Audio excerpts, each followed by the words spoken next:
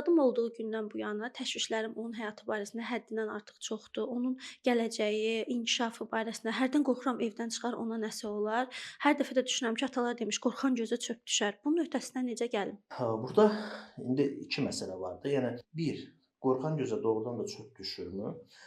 Yəni bu həm də nə deməkdir? Pasiyentin düşünür ki, onun ağlına gələn düşüncələr olacaq. Bu mənaya gəlib çıxır. Nəzərə almaq lazımdır ki, bu bir xəstəlikdir, bu bir təşviş əlamətidir. Necə ki, sizin beyninizə gəlsəz ki, mən çölə çıxacağam və $1 milyon tapacağam, ya ağlınıza gəlib də, bu olma ehtimalı çox-çox aşağı bir ehtimaldır və eləcə də siz düşünürsünüz ki, mənim uşağım gedəcək, ona avtomobil vuracaq. Yəni bu necə ki o 1 milyon tapma ehtimalı çox-çox aşağıdır. Yəni sizin övladınızın da başına nəsə iş gəlməsi ki, məhz sizin ağlınıza gəlib deyə onun başına iş gələcək, bu ehtimal da çox-çox aşağıdır. Var, mümkündür bu ehtimal, amma çox-çox aşağıdır. Yəni dolayısıyla qorxan gözə çöp düşmür. Amma fərqli bir yanaşma istəyərdim ki, digər bir atalar sözü də var da, igid odu atdan düşə atlana. Yəni qorxduğun üstünə gedəsən.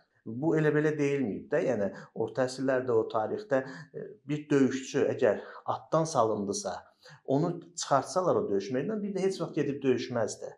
Yəni ona görə də igid odu atdan düşə atlar. Yəni qorxusunun üstünə gedəcək. O ata minəcək, o döyüş meydanına yenidən girəcək və onda artıq o təşvişi də gedəcək, həyəcanı da keçəcək. Amma bunu pasientlər üçün belə kobud bir formada etmək olmur. Yəni onun birinci o koqnitiv hissəsini, düşüncə hissəsini işləmək lazımdır.